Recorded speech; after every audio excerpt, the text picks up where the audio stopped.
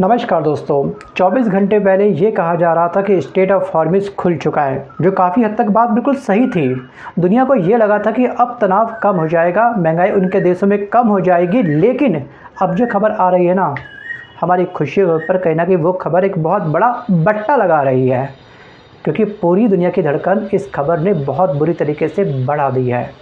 क्योंकि straight of Hormuz पर फिर से एक बार फायरिंग स्टार्ट हो चुकी है, जहाज़ों के ऊपर मिसाइल अटैक स्टार्ट हो चुका है और भारतीय टैंकर अपना यू टर्न ले रहे हैं। मतलब कि जो जा रहे थे ईरान के पास में जी हाँ क्रूड ऑयल लेने के लिए, उन्हें खाली हाथ वापस आना पड़ा।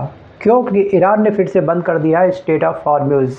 मतलब कि दुनिया की तेल सप्लाई की सबसे खतरनाक चौक पॉइंट जो है स्ट्रेट ऑफ हॉर्मुज़, इसको फिर से एक बार बंद कर दिया गया है। सवाल ये है, क्या ये ईरान की सिर्फ चेतावनी है या तीसरे बड़े टकराव की उल्टी गिनती स्टार्ट हो चुकी है? ये सबसे बड़ा सवाल है दोस्तों। तो गाइस, आज के इस वीडियो में हम करेंगे इसी टॉपिक पर डीप डाइव कि आखिरकार चल क्या रहा है। तो गाइस, ये जो टॉपिक है ना, ये टॉपिक सिर्फ पश्चिम एशिया की खबर नहीं है। ये आपके पेट्रोल, आपके शेयर बाजार, आपकी महंगाई, हम सबकी महंगाई और भारत की अर्थव्यवस्था तक जुड़ी हुई खबर है।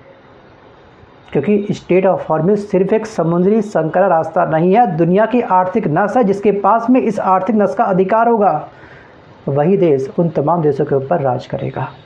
और अभी वर्तमान में दोस्तों इस नस का जो कंट्रोल है वो है ईरान के पास। अगर हम देखें थोड़ा सा न्यूमेरिक फैक्ट को, अगर हम ध्यान से समझें, तो दुनिया के लगभग 20% क्रूड ऑयल सप्लाई इसी रास्ते से होकर गुजरती है। यानी कि हर दिन लगभग 17 से 20 मिलियन बैरल तेल और 30% LNG ट्रेड भी इसी रास्ते से होकर जाता है। जी हाँ, चौड़ाई इसकी सिर्फ मात्र है 33 किलोमीटर, लेकिन इसकी जो इम्पोर्टेंस है वो कई गुना अधिक है।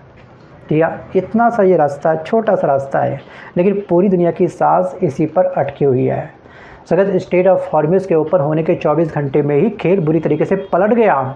जी हाँ, कल तक कहा जा रहा था कि ईरान सामान्य जहाज़ों के लिए रास्ता खोलने को तैयार है और खुल चुका था। काफ़ी सारे वीडियो हमारे सामने आए भी थे कि स्ट्रेट ऑफ हॉर्मुज़ खुल चुका है, रास्ते जा रहे थे, आ रहे थे, आराम से शिप जा रहे थे, आ रहे थे।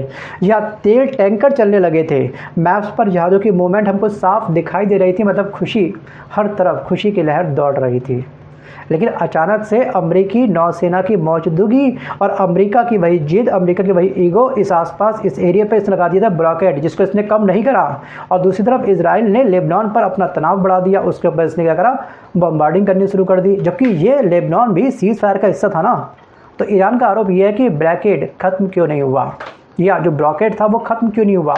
इन सब के बाद ईरान ने फिर स्ट्रेट ऑफ हॉर्मुज़ पर ब्रेक लगा दिया। बस बहुत हुआ, ईरान ने बोला बस बहुत हुआ।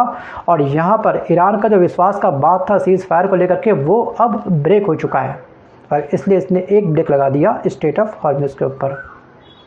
दोस्तों, स्ट्रेट ऑफ हॉर्मुज़ के खुलने के बाद जहाँ एक तरफ दुनिया राहत की सांस ले रही थी, वहीं दूसरी तरफ ईरान ने फिर से उस राहत की सांस पर लाल बत्ती जला दी है।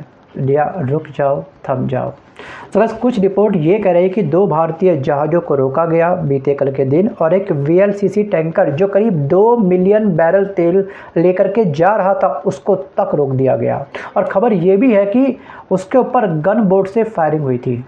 और अगर ये पूरी तरह से कन्फर्म होता है तो ये सिर्फ मिडल ईस्ट क्राइसिस नहीं रहेगा, ध्यान रखिएगा, ये भारत के लिए भी डायरेक्ट या फिर इनडायरेक्ट रूप से एक बहुत बड़ा खतरा पैदा करने वाली बात है। क्यों? क्योंकि इंडिया, ये हमारा विश्व गुरु, हमारा ये अमृतकाल, अपने इस अमृतकाल के अंदर क्रूड ऑयल हम लोग मैक्सिमम इंपोर्ट करते हैं। जी हाँ, 85% से ज़्यादा क्रूड ऑयल हम लोग दूसरे देशों से अपने देश में मंगवाते हैं। और जो हमारे पास क्रूड ऑयल आता है, जो हमारे पास कच्चा तेल आता है, वो स्ट्रेट ऑफ हॉर्मुज़ के रास्ते से ही आता है, जो अब 100% बाधित हो चुका है। यानी कि हॉर्मुज़ बंद तो भारत में महंगा तेल बिकेगा, महंगा पेट्रोल बिकेगा, महंगा PNG सिलेंडर बिकेगा। मतलब कि ज़िंदगी हमारी महंगी होने वाली है। तो बस अब बात करते हैं फिलहाल एक बार इंडिया वर्सेस ईरान के बारे में। तो बस अमेरिका समुद्री लुटेरा जैसा व्यवहार कर रहा है। ईरान ने यह कहा था, जब तक इस समुद्री रास्ते पर ये लुटेरे होंगे तब तक मैं स्ट्रेट ऑफ हॉर्मुज़ ओपन नहीं करने वाला। बट अमेरिका का अपना एक अलग सा तर्क है, खुद को कवर करने का प्रयास कर रहा है। तो गैस, अमेरिका ये कहता है कि वो फ्रीडम ऑफ नेविगेशन प्रोटेक्ट कर रहा है। या असली लड़ाई पता है क्या है? असली जो वॉर है ना इन दोनों के बीच में, सो गैस, वो है स्ट्रेट ऑफ हॉर्मुज़ पर किसका कंट्रोल होगा, कौन सा जहाज़ गुजरेगा, कौन सा नहीं गुजरेगा। सो गैस, यही संघर्ष है। कि इस पर किसका अधिकार होगा। सो गाइस, तेल की वॉर असल में तेल की नहीं है, वो दोस्तों असली वॉर है कंट्रोल की। इस जल पट्टी पर कंट्रोल ईरान भी करना चाहता है और अमेरिका भी करना चाहता है। या यही सबसे बड़ा डर है कि अगर सीज़ फायर टूट गया इन दोनों की ईगो की वजह से, जिद की वजह से, और हॉर्मुज़ लंबे समय तक बंद रहा, तो ऑयल $90 नहीं बल्कि 120 से 150 डॉलर तक पहुंच सकता है, या यहाँ तक कि $180 प्रति बैरल भी संभव है।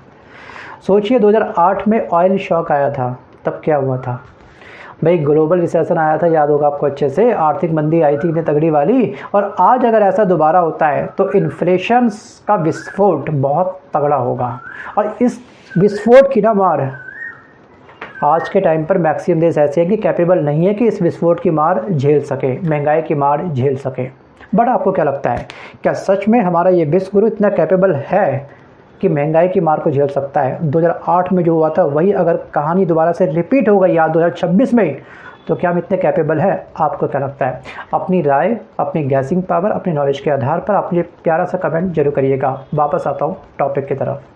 और दोस्तों, सबसे बड़ा सवाल ये है, क्या डोनाल्ड ट्रंप पीछे हटेगा या फिर नवल प्रेशर इंक्रीज़ करने का ईरान के ऊपर एक घटिया प्रयास करेगा? और अगर अमेरिका के द्वारा ब्लॉकेड नहीं हटता है ना, तो ईरान सॉफ्ट रिस्पांस नहीं देगा, ये बात तो बिल्कुल तय है। और अगर अमेरिका पीछे नहीं हटता है तो टकराव और भी अधिक बढ़ेगा। क्या ये बात बिल्कुल सही है? आपका क्या मानना है? और एक बात ध्यान रखिएगा, दोनों की जो फिंगर है ना, इस समय फिंगर रेड बटन पर बिल्कुल सेट है, मतलब कि सीज़ फायर कागज़ पर है, लेकिन जंग अभी भी दिमाग में जारी है दोनों तरफ, ईरान के भी और अमेरिका के भी। सगत अब यहाँ पर सऊदी अरब ने भी एक बहुत बड़ा इशारा किया है, या साफ साफ सऊदी ने ये कहा है कि स्क्रीन पर भले ही ऑयल $90 दिखता हो, लेकिन असली कॉस्ट 120 से 160 डॉलर जा सकती है। मतलब कि ये प्राइस इतना और अधिक बढ़ सकता है, मतलब कि बाज़ार जो दिखा रहा है ना, असल पैनिक उससे कहीं ज़्यादा है। और ये एक बहुत बड़ा संकेत है, ये एक बहुत बड़ा संकेत है तनाव का, जंग का, महंगाई का। तो दोस्तों याद रखिएगा कि अगर हॉर्मुज़ लंबे समय तक बंद होता है तो सिर्फ जहाज़ नहीं रुकते हैं, तेल रुकता है, सप्लाई रुकती है, बाज़ार हिलता है, सरकार दबाव में आती है, और कई बार जंग बंदूक से नहीं बल्कि समुद्री रास्तों से लड़ी जाती है, जो इस समय यहाँ पर हम लड़ते हुए देख रहे हैं ईरान के बीच में और अमेरिका के बीच में। सो गाइस, आपको क्या लगता है? तो आप मुझे अपनी राय कमेंट करके प्लीज़ ज़रूर बताइएगा। क्या ईरान सही कर रहा है? क्या ईरान का एक्शन बिल्कुल सही है, या अमेरिका का रवैया दुनिया को एक बहुत बड़े रिसेशन की तरफ ढकेल रहा है या धकेल रहा है? तो अगर नीचे कमेंट करके आप मुझको पक्का बताइए आखिरकार गलती किसकी है, ईरान की या फिर अमेरिका की ईगो या फिर उसकी जिद की? Think about it. तो गाइस, आज के इस वीडियो में बस कर इतना ही। मिलता है जल्द अपने वीडियो के साथ, तब तक के लिए धन्यवाद।